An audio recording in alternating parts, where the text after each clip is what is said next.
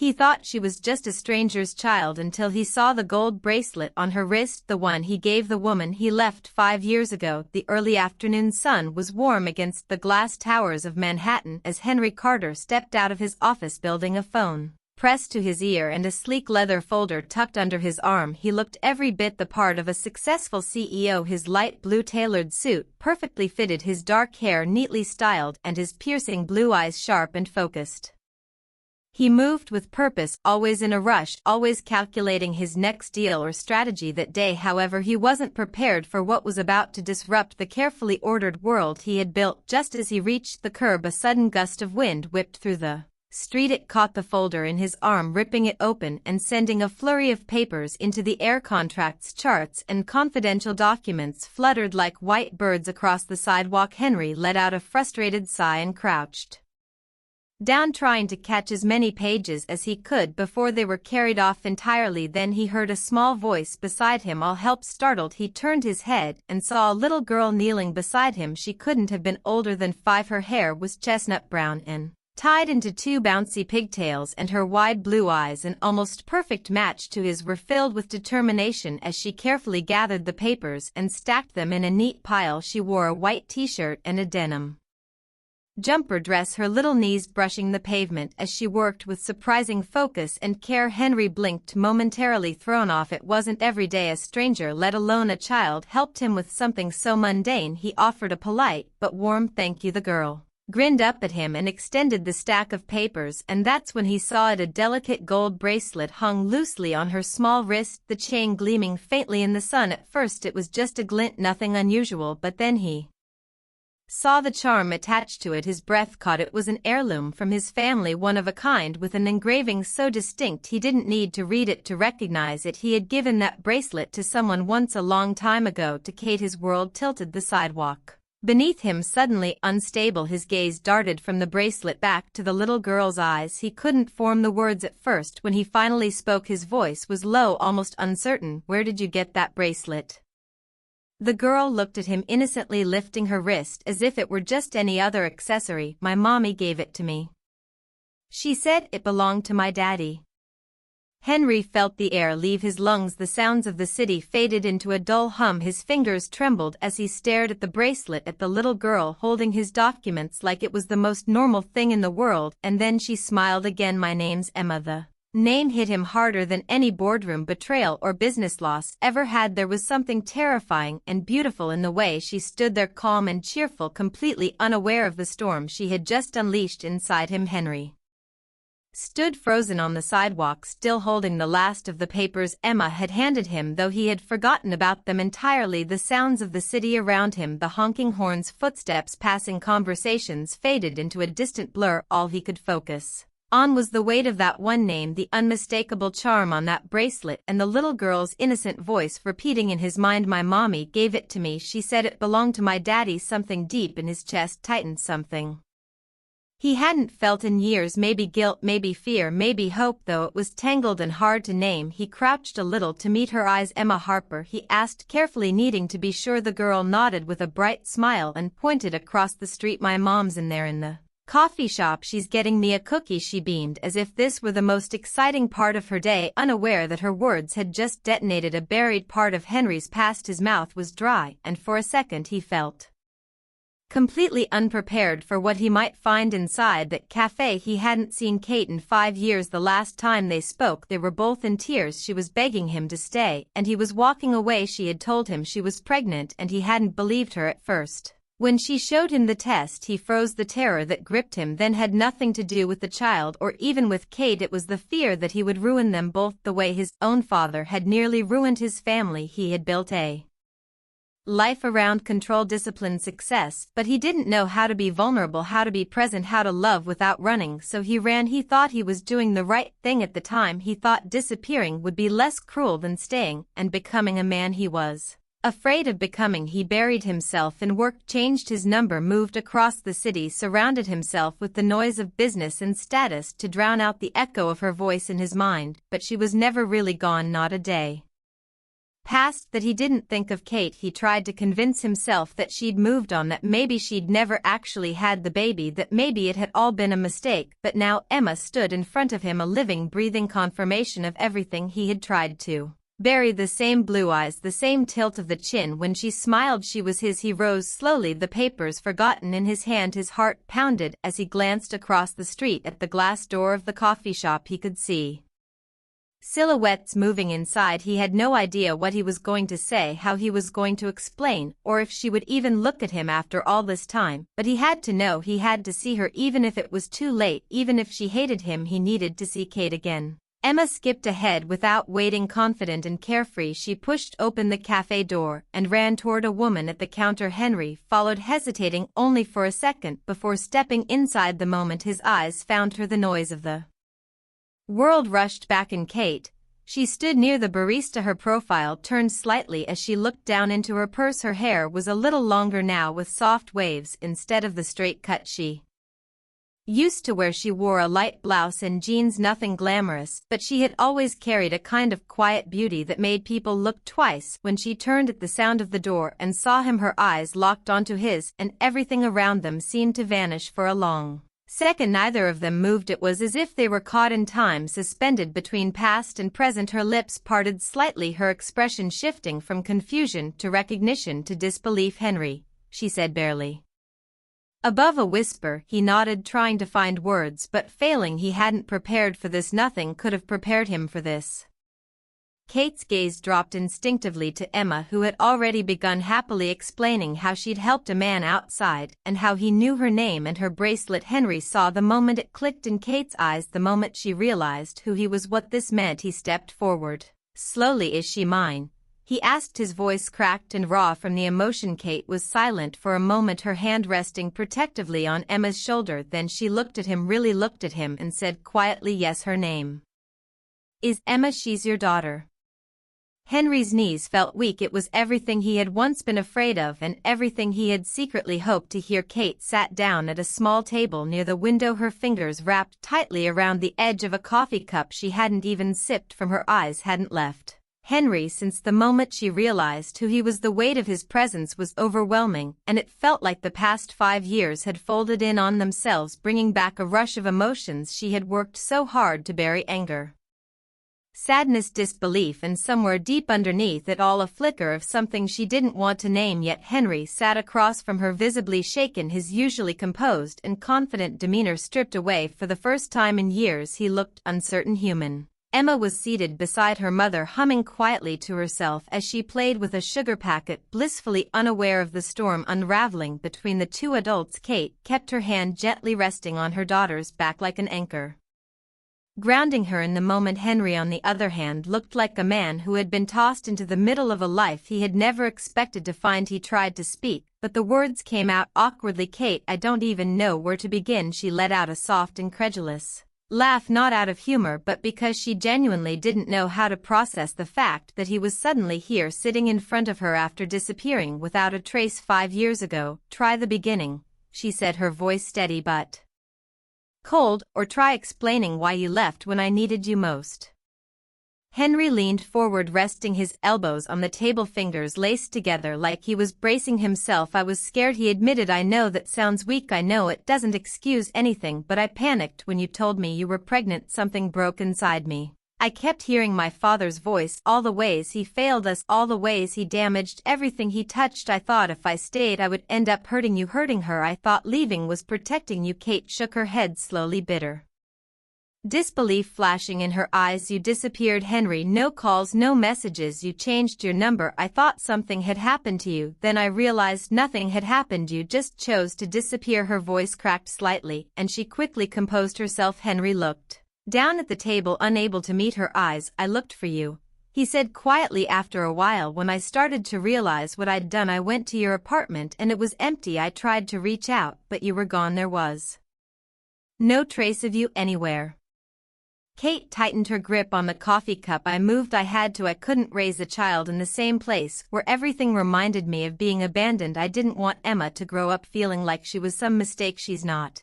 Henry said, quickly lifting his head. His voice was sharp now, filled with regret and conviction. She's not a mistake. I didn't know what to do then, but I know now. I want to be part of her life if you'll let me. Kate stared at him, her expression unreadable. Part of her wanted to scream, to demand, why now? Why after all this time, after all the tears and lonely nights, after watching Emma learn to walk and talk and grow up without ever knowing who her father was?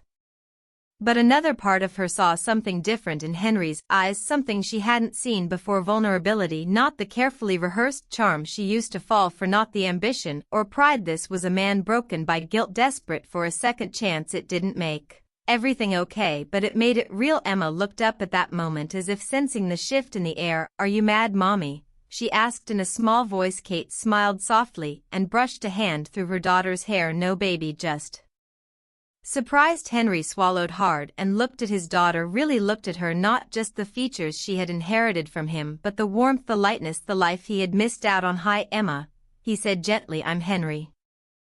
I am your dad. Emma tilted her head, curious but unafraid. You look like me, she said, and Henry let out a breath that was almost a laugh, almost a sob. Kate watched the moment with a strange aching tightness in her chest. She wasn't ready to forgive, not yet, but for the first time in a long time she didn't feel completely alone. There was a storm coming, no doubt, but something had shifted in the air, like the first clear light after days of rain. The hours passed slowly after that first meeting. Kate had given Henry her number, though she hesitated before doing so, as if handing it over meant unlocking a door she had long ago sealed shut. Henry didn't press her for anything more that day. He didn't ask for explanations or forgiveness. Instead, he simply asked if he could see Emma again. Kate didn't give an answer right away. She just nodded once, not out of agreement, but out of exhaustion. Everything about seeing him again had drained her, pulled her back into memories she'd buried so deeply she sometimes forgot they were still alive inside her. In the days that followed, Kate kept things quiet. She needed space to think, to breathe, to sort through the avalanche of emotion that had come crashing down around her. For years she had built a life that didn't include Henry. She had become a mother alone. She had worked 2 jobs, rocked Emma to sleep during teething nights, sat beside her during fevers and doctor appointments, helped her learn to read and tie her shoes. She had watched Emma grow into a curious, kind-hearted, brilliant little girl who had never once asked why she didn't have a father, at least not until recently, and even then Kate had answered vaguely, buying time with gentle lies like, he lives far away, or it's complicated.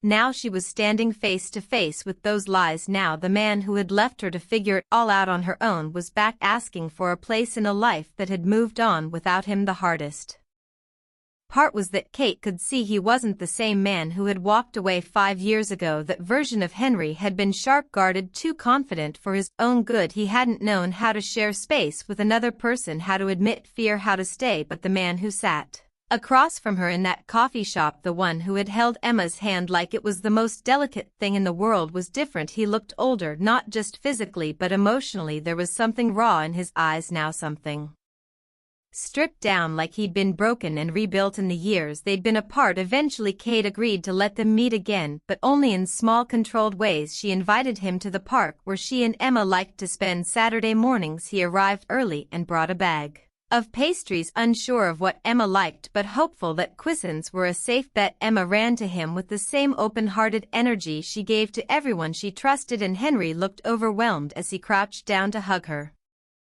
like he couldn't quite believe this was real. At first Kate stood back and observed. She watched how Henry listened when Emma talked about her favorite cartoon characters, how he knelt down to her level and asked questions instead of offering answers, how he laughed when she told a silly joke and didn't look at his phone once. These were small things, but they mattered to her. She had seen too many men walk through the lives of women and children with a sense of obligation, as though presence alone earned them affection. But Henry wasn't acting out of guilt, at least not entirely. He seemed to genuinely enjoy being with Emma, to soak in every minute like it was something precious. After a few weeks of visits to the park, Kate let him come over for dinner. She was cautious, but Emma had begun asking about him more and more. When will Daddy come again, or can he see my drawings? Kate couldn't deny her daughter something that was clearly making her so happy, even if it scared her to hope Henry arrived.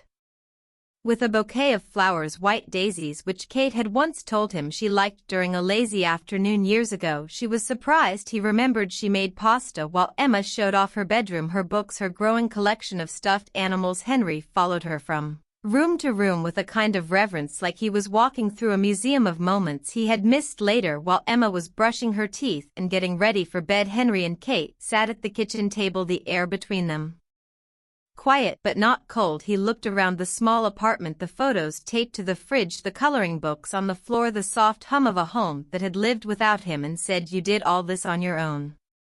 Kate didn't respond right away. She wasn't used to acknowledgement, let alone praise. Eventually she looked at him and said, "I had to."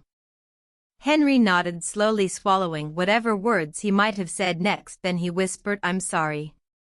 The silence that followed was heavier than before, but not suffocating. It was the kind of silence that comes when two people are learning to exist in the same space again, cautiously, like walking barefoot over glass. Kate didn't forgive him that night. She wasn't sure if she was ready, but she let him read Emma a bedtime story, standing quietly in the hallway while his voice carried through the half-open door. She watched him stumble over a few of the funnier lines, heard Emma giggle, and felt something unfamiliar settle in her chest. It wasn't trust, not yet, but it was something like warmth. As she turned off the kitchen light later that night, she realized that Henry hadn't just returned for Emma, he had returned to face everything he'd run from, and that was something she never thought he'd do. Whether that would be enough, she didn't know, but for the first time since he left, she wasn't just a single mother trying to survive the wreckage of abandonment. She was a woman standing at the edge of something new, something terrifying, uncertain, and maybe, just maybe, full of possibility. Over the following weeks, Henry became a steady presence in Emma's life. What had begun as cautious meetings in the park slowly transformed into routines. He would pick her up from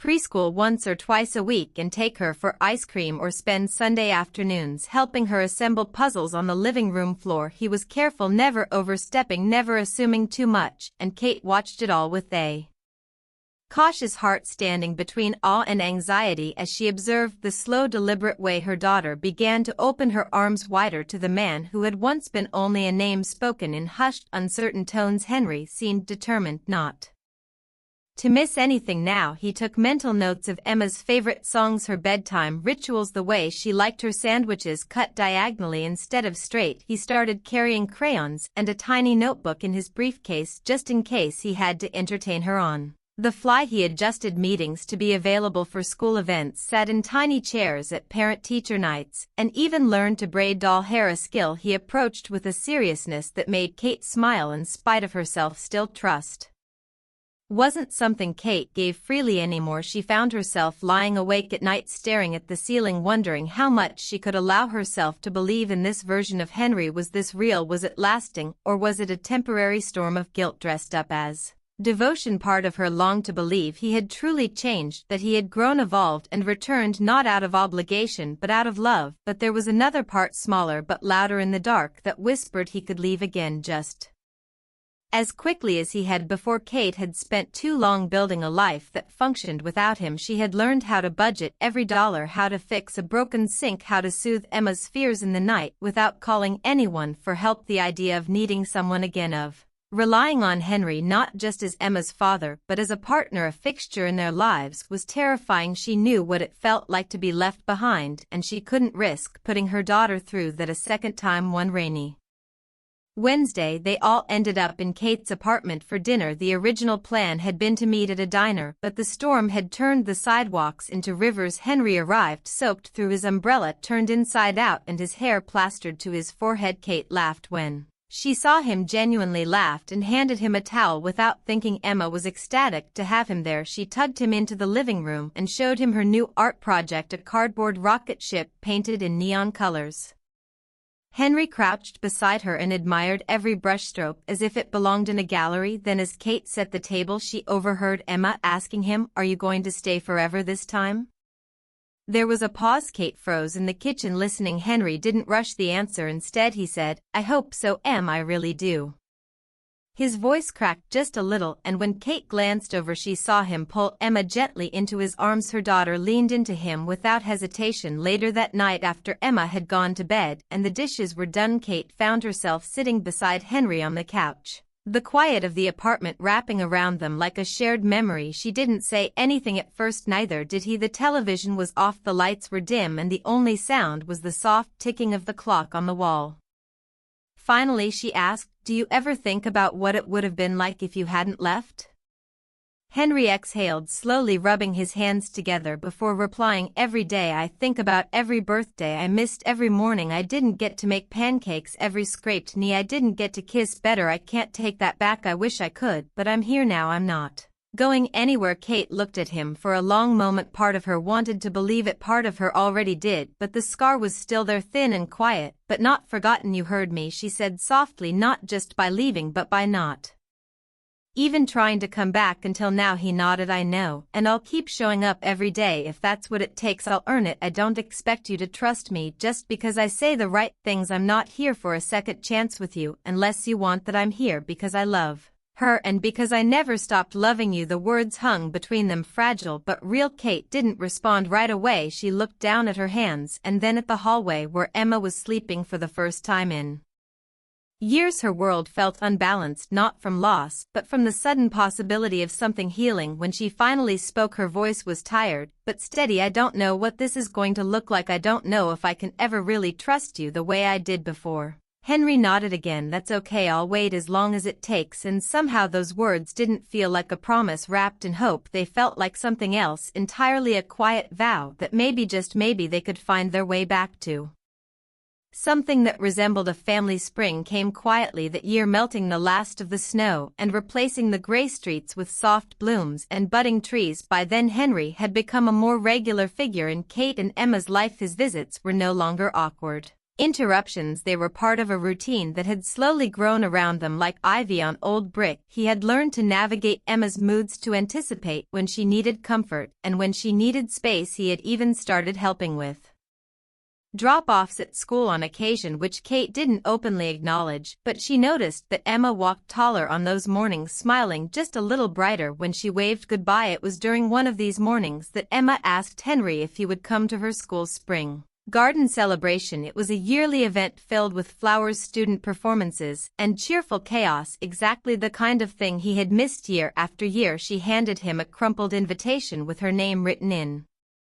careful block letters, and Henry pressed it to his chest like a medal. He promised he'd be there the day of the celebration. The school grounds were filled with rows of folding chairs, pastel decorations, and the scent of blooming tulips planted by the students weeks earlier. Henry arrived early holding a small bouquet of yellow daffodils. He looked over the crowd, nervously scanning for familiar faces. Kate and Emma arrived together a few minutes later, Emma bouncing with excitement in her white dress and a paper flower crown. When she saw Henry, she ran to him without hesitation, wrapping her arms around his waist and beaming up at him. Kate followed at a slower pace, nodding a quiet hello to Henry. She wasn't cold, not anymore, but she still kept a certain space between them that neither of them tried to cross too quickly. She stood beside him during the event, close enough to hear his comments about the children's songs, but far enough that they didn't accidentally brush arms. The celebration was everything it promised to be: messy, sweet, and full of heart. Emma's class sang a slightly off-key but utterly charming rendition of "You Are My Sunshine," and Henry's eyes welled up halfway through. He didn't try to hide it. Kate noticed and said nothing, but she tucked that image away, a quiet marker of how much he had changed after the songs and performances. The crowd moved toward the refreshment tables. That's when it happened. Henry was standing with Emma near the juice and cookies, talking to one of the other parents, when Kate overheard two women nearby whispering. She wasn't trying to listen, but the words came sharp and clear. "That's him, right? The dad who left before she was even born. 5 years. Seriously, some men don't deserve to come back." Kate froze, her body suddenly tense. She turned slightly, just enough to see the women glancing toward Henry and Emma with subtle disapproval masked as polite curiosity. Kate wanted to say something, to shut it down with a single look or a firm sentence, but before she could move she noticed Emma, her daughter, had heard it too. Emma stood completely still, her cup of juice in one hand, her eyes wide and blinking up at Henry with something like confusion and hurt. The brightness had drained from her face, and when Henry turned to ask if she wanted Another cookie, she barely answered. Later in the car on the way home, Emma didn't sing along to the radio like she usually did. She just stared out the window. When they got home, she went straight to her room. Kate followed a few minutes later and found her sitting on the edge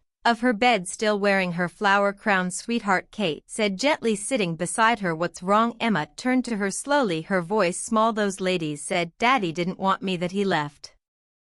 Kate's heart cracked wide open. She took a long breath, trying to steady the rush of anger and protectiveness that surged through her. "They don't know the whole story," she said softly. "People sometimes say things when they don't understand, but you know what matters is what you see, what you feel." Emma looked down. Did he really leave? Kate didn't want to lie, but the truth was fragile. She put her arm around Emma's shoulders. "Yes, a long time ago. Before you were born, but not because of you, never.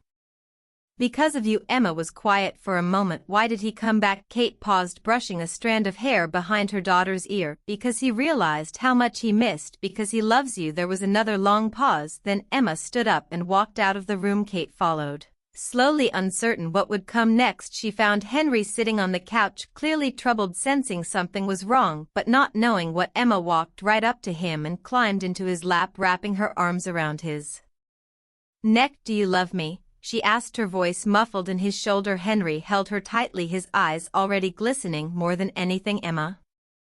Always, even when I wasn't born yet." Henry kissed the top of her head. "Even then?" Kate stood silently at the edge of the room, watching them. She saw the way Henry held their daughter, not as someone trying to make up for the past, but as someone who finally understood what love meant, the kind that didn't just show up when it was easy but stayed when it was hard. That night, after Emma went to bed, Kate sat beside Henry and finally spoke. "She heard them," she said. "The other parents, she heard what they said about you." Henry nodded slowly. "I thought maybe she had." She looked different after Kate looked at him, her voice low. "You handled it well." He shook his head. "I didn't handle anything, she did." Kate didn't argue. Instead, she looked down at her hands, then back at him. "You're becoming someone she can count on. That's not something I say lightly." Henry turned to her, his expression soft, surprised. "Thank you." Kate gave a small, tired smile. "Don't thank me, just keep showing up." And he did. The weeks following the garden celebration unfolded with a kind of quiet rhythm that Kate hadn't expected. Something had shifted, not dramatically but with the slow, careful movement of something real taking root. Henry didn't speak often about what happened that day, not about the gossiping parents, not about Emma's question, not about the moment she had climbed into his arms and asked him if he loved her, but Kate knew it had changed him. She saw it in the way he looked at Emma now, with a tenderness laced with something deeper, like reverence. She saw it in the way he spoke, less about what he had missed and more about what he was grateful to witness now. Her laugh, her quirks, the way she said spaghetti like it had 3 more syllables than it actually did. Henry had stopped trying to prove himself, and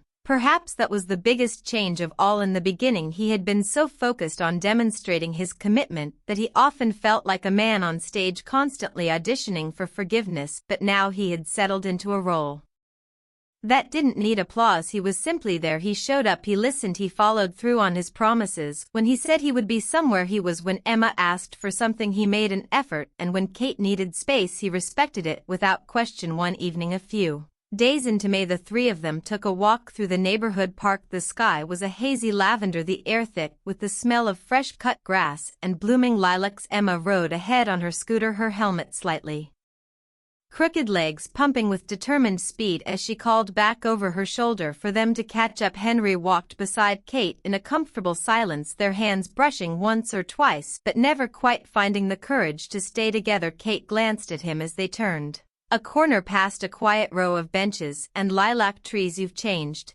she said suddenly, not looking at him but letting the words drift between them. He looked over, surprised by her voice, then softened. "I've had to." She nodded.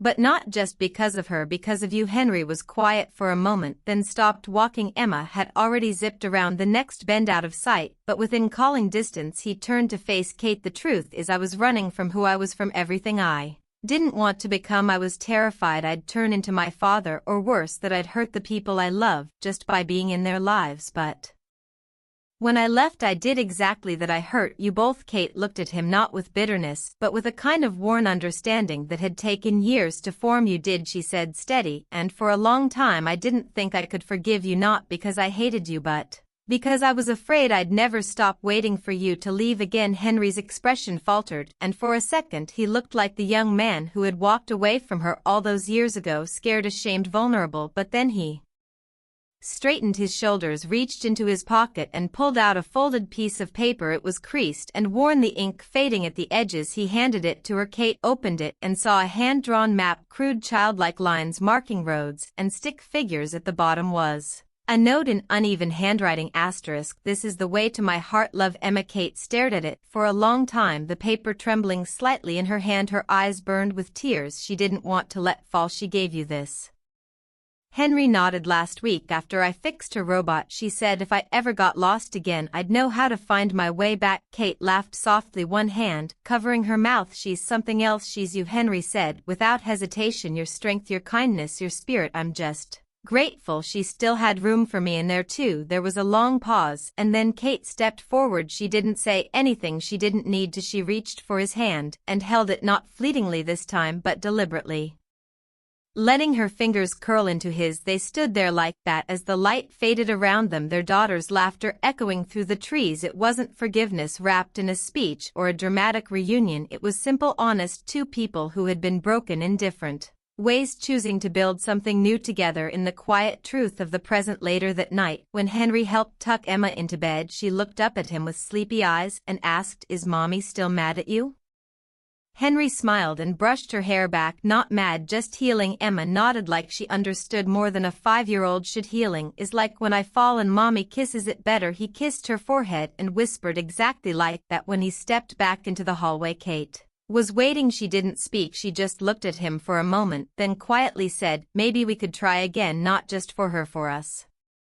Henry felt the breath leave his lungs. He had waited 5 years to hear those words, and in that moment, with all the pain, regret, love, and hope between them, he understood something he hadn't before. Redemption doesn't come all at once. It comes in moments, in late-night talks, in quiet forgiveness, in small hands drawing maps back to hearts that were never really lost. The morning of the wedding dawned with a gentle kind of light, the kind that slips in softly through curtains and makes everything feel quieter, more sacred. It wasn't a grand affair, no towering venues, no photographers bustling around, no crowds of distant relatives or over-polished speeches. It was small, intentional, and deeply personal, just family, a few close friends, and the promise of something reclaimed rather than newly made. They held the ceremony in the backyard of Kate's parents' house, a space that had watched Emma grow from a baby into the brave, expressive little girl she was now. It had once been a place where Kate had hidden from the world during the darkest days of single motherhood, and now it was transformed into something bright and living again. Kate stood by her bedroom window that morning, her reflection framed in the glass. Her dress wasn't extravagant, soft ivory, simple lines, something she had chosen for how it felt rather than how it impressed. She had never been one for fairy tale weddings. Reality had always mattered more. Love had to be earned, proven, weathered, and Henry had done all of that and more. She adjusted a small gold locket around her neck, one that now held 2 pictures, one of Emma and one of her and Henry on the day they had taken Emma to the zoo. Laughing under the rain outside, Emma twirled in a pale blue dress that brushed her knees, her hair in matching braids tied with white ribbon. She took her role as the ring bearer very seriously, holding the tiny white satin pillow with both hands, her brow furrowed with concentration. Henry stood at the other end of the yard, nervous in a way Kate had never seen before. He wore a light gray suit, no tie, just an open collar and a small white flower pinned near his heart. His hands fidgeted, not with worry about the ceremony itself, but with the overwhelming emotion of what it all meant for a man who had once run from everything that mattered. Today was proof that he had stayed. The ceremony was simple. There was no music except the quiet wind brushing through the trees, and no spoken vows beyond the ones they wrote themselves. Kate read hers first, her voice steady but filled with emotion, thanking Henry not for being perfect but for returning, for standing in the mess with her and not looking away. She thanked him for the nights he read Emma's stories, for the mornings he showed up without being asked, for the apologies he never rushed her to accept. She thanked him for learning how to be someone they could both trust. Henry's vows were quieter, almost whispered, and he barely made it through without his voice cracking. He didn't speak in grand declarations instead. He said the small things that meant everything, that he would be the one to fix the loose cupboard door, to bring soup when she was sick, to listen when she was tired of speaking, that he would never again disappear no matter how afraid he became, and most of all that he would never stop choosing them every single day. When it was time for the rings, Emma stepped forward carrying the pillow with a carefulness that made everyone smile. She looked up at Henry and then at Kate, and for a brief moment Kate could see the enormity of the moment register in her daughter's eyes. It wasn't just about marriage, it was about a family being mended in real time. Henry reached into his pocket and took out a small velvet box. From it he pulled a bracelet. Delicate gold, carefully restored. It was the same bracelet Kate had given Emma years ago, the one Henry had seen that very first day scattered among flying papers and chance, but now it had been altered. The original charm was still there, engraved with the Carter family crest, but new ones had been added, an E for Emma and a small silver heart with a blue stone in the center. He handed it to Kate before turning to Emma. "This belonged to my grandmother," he said softly. "Then it was your mother's, now it's yours. Not just because it's old or beautiful, but because it carries our story, everything we've been through, everything we're building. This is your legacy." Emma stared at the bracelet for a long moment, then reached out and let him clasp it around her wrist. She didn't speak, but she didn't need to. She looked up at him with eyes so full of trust that Henry nearly lost his breath. After the ceremony there was food and laughter under string lights. Kate's father gave a toast that made everyone laugh through their tears, and Emma ran around barefoot, her blue dress dirt-streaked and her cheeks flushed from joy. At one point Kate and Henry slipped away to the far edge of the yard. Just for a moment of stillness she leaned into him, resting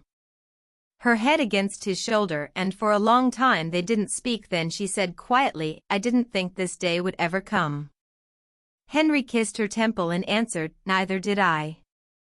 But I never stopped hoping," and that was the truth. Theirs wasn't a story about perfect beginnings or flawless timing. It was about second chances, and about the kind of love that grows not despite the storms, but because of them. They had built something strong in the ruins of what had once been broken. As the night deepened and stars began to shimmer overhead, Emma danced between the guests with the bracelet glinting on her wrist, a golden thread tying the past to the present. She wore it not just as a piece of jewelry, but as a symbol of everything her parents had fought for, lost and found again. And in that quiet glowing night they were not just a couple who had once fallen apart, they were a family, imperfect, healing, and real together. This story's ending isn't just satisfying, it feels earned. It doesn't rely on fantasy or grand redemption arcs, but instead on something far more powerful, the slow, often painful process of rebuilding trust. What makes it resonate is how grounded it is in emotional truth. There's no magical fix for abandonment, no sweeping forgiveness. After a few nice gestures, Kate doesn't instantly forgive, and Henry doesn't expect her to. Instead, their reunion is marked by consistency, vulnerability, and a quiet commitment to do